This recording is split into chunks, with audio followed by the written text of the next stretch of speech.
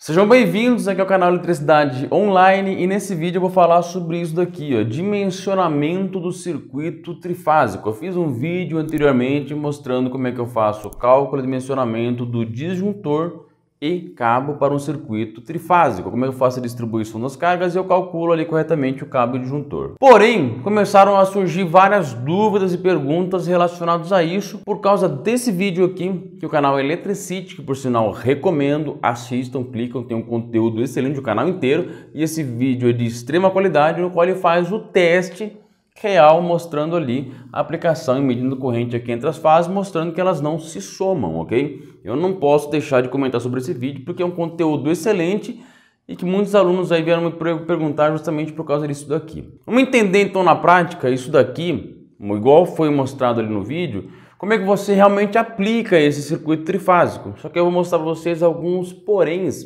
que vocês têm que observar. Já cansei de falar isso, a elétrica não é uma regra. Você tem que parar um pouquinho e analisar alguns fatos, porque podem surgir situações diferentes. Mas imagina que eu tenho essa carga aqui, tá ligada entre minha fase T e S, e ela tem aí 10 amperes. Essa minha outra carga aqui também tá ligada, né, entre a fase S e T e tem 10 amperes. E essa outra carga aqui tá ligada entre a fase T e R, ela também tem 10 amperes. Ou seja, se for medir a corrente aqui, ó, vai estar passando 10 amperes, aqui também 10, aqui também vai estar passando 10 amperes, certo? Vai estar 10, 10, 10 aqui, 10 aqui, 10 aqui, 10 aqui, também 10 aqui. Então, fácil, né? Ou seja, esse cabo eu tenho que dimensionar para um circuito de 10 amperes, esse cabo para um circuito de 10 amperes, esse cabo para um circuito de 10 amperes. Se eu vier agora aqui ligar essa carga aqui, o que eu vou ter? Eu vou ter aqui na minha fase T e S, que é onde ela está ligada, eu vou ter passando aqui agora 10 amperes e aqui 10 amperes. Essa outra carga aqui, se eu ligar ela nesse exato momento junto com essa, eu vou ter aqui, ó, na minha fase R 10 amperes,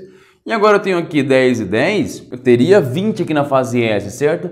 Só que se tratando de um circuito trifásico, não é assim que se calcula. Você precisa pegar os 10 e multiplicar pela raiz de 3, que é a mesma coisa que multiplicar os 10, né, que é essa corrente, por 1,73, ou seja, nessa minha fase S agora, ao invés de aparecer aqui os 20 amperes, vai aparecer, a hora que eu medir aqui, 17,3 amperes. Isso é causado justamente por causa da nossa onda senoidal, a defasagem entre elas, na hora que uma fase está no máximo, está no mínimo.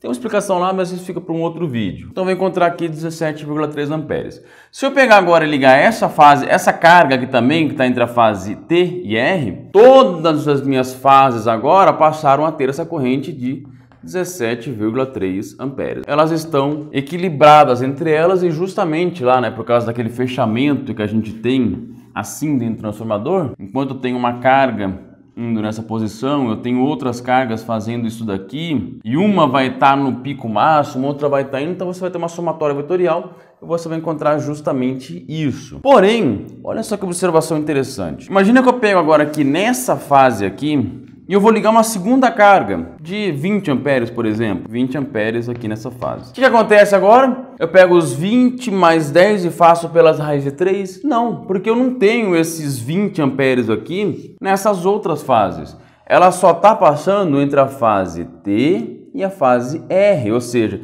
esses 20 amperes vão ficar limitados à fase T e R. Então será os 10 amperes que estará passando entre aqui, ou seja, eu tenho essa somatória aqui, mais os 20 amperes. Esses 20 amperes aqui, que vai entrar aqui na fase S. Então, eu vou ter aqui agora mais os 20 amperes aqui. Já aqui na minha fase T, a mesma coisa. Afinal de contas, eu não vou ter esses 20 amperes dividindo ali com nenhuma fase. Então eu vou ter esses 20 amperes aqui. Não vou fazer agora pela raiz de 3 de forma alguma, ok? Ela está pendurada só nesse circuito, está pendurada só aqui. Não vai dividir essa carga entre as demais. Outra situação, imagina que eu tenho aqui agora o meu cabo neutro. E aí na minha instalação elétrica, o que eu fiz? Pendurei outras cargas, né? Pegando aqui, por exemplo, entre a fase T e vou pegar aqui, eu vou ligar essa minha carga entre o meu neutro e vou colocar aqui uma carga aqui de 20 amperes. E agora, o que eu faço com essa carga aqui que está entre o neutro e a minha fase R? O meu neutro vai passar a ter 20 amperes. Ele está colocado só entre o neutro e minha fase S.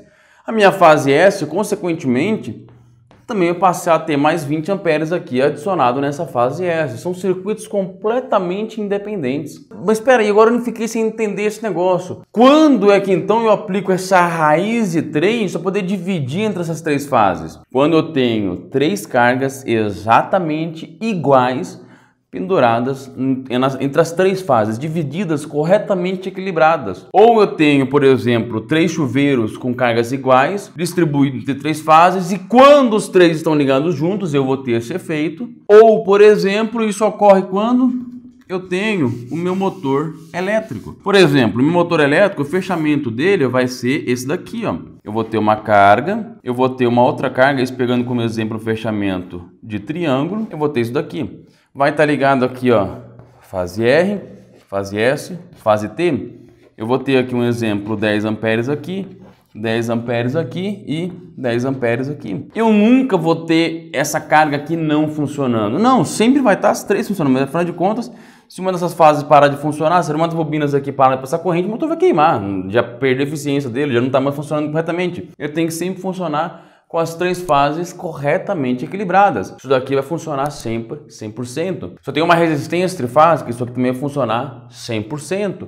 Se eu tenho um circuito trifásico com 3 cargas iguais, quando estão os 3 ligados juntos, eu vou ter justamente isso daqui. Para fazer um dimensionamento de um circuito elétrico trifásico em uma residência, por exemplo, quando eu tenho trabalhando somente com as 3 fases, isso aqui vai me ajudar porque eu vou conseguir reduzir um pouquinho lá o dimensionamento da minha fase. Afinal de contas, se eu tiver, por exemplo, um chuveiro aqui de 35 amperes aqui, um chuveiro de 35 amperes aqui e um chuveiro de 35 amperes aqui, se eu for dimensionar apenas distribuindo as fases e somando, eu vou colocar os 3 cabos somando 35 mais 35, que vai dar 70 amperes. Eu vou utilizar um cálculo para 70 amperes para poder dimensionar essas fases. Porém, se eu pegar agora esses 35 e eu multiplicar pela raiz de 3, o meu cabo aqui, ao invés de 70 amperes, eu vou utilizar no cálculo 60,5. Ou seja, eu conseguiria reduzir o dimensionamento do meu cabo considerando essa situação aqui.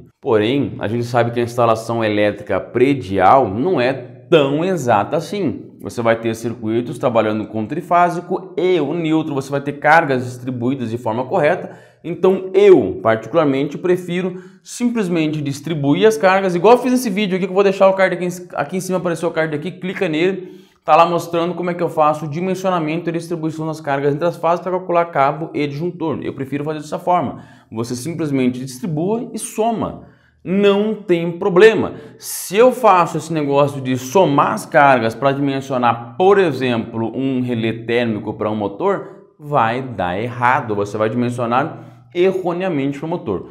Próximo vídeo, prometo, vou fazer aqui esse cálculo explicando como é que eu faço o dimensionamento correto do meu contator e o relé térmico para o meu motor trifásico. Espero que vocês tenham entendido aqui então, vocês viram que é um pouquinho mais complexo, né? Essa demonstração que foi feita aqui, prática, lá no canal do Electricity, recomendo mais uma vez, clica lá, assiste um teste prático super funcional, realmente funciona, mas você não pode simplesmente fechar os olhos e sair aplicando em qualquer local. Realmente é assim que funciona o trifásico. Para você fazer o dimensionamento de um circuito predial, você pode ter ali circuitos completamente não equilibrados e distribuídos entre um neutro, entre uma fase com maior carga, outra fase não. Então eu prefiro não aplicar. Essa teoria existe, funciona, mas tome cuidado para você não sair confundindo algumas coisas aí e sair aplicando errado. Ok, pessoal? Deixe seu comentário aqui o que você achou. Se você não é inscrito no canal aqui ainda, se inscreva, compartilhe esse vídeo com o seu colega. Não se esqueça de se inscrever também no canal do Electricity. Faço questão disso, visto que eu comentei aqui sobre eles aqui. E até o próximo vídeo.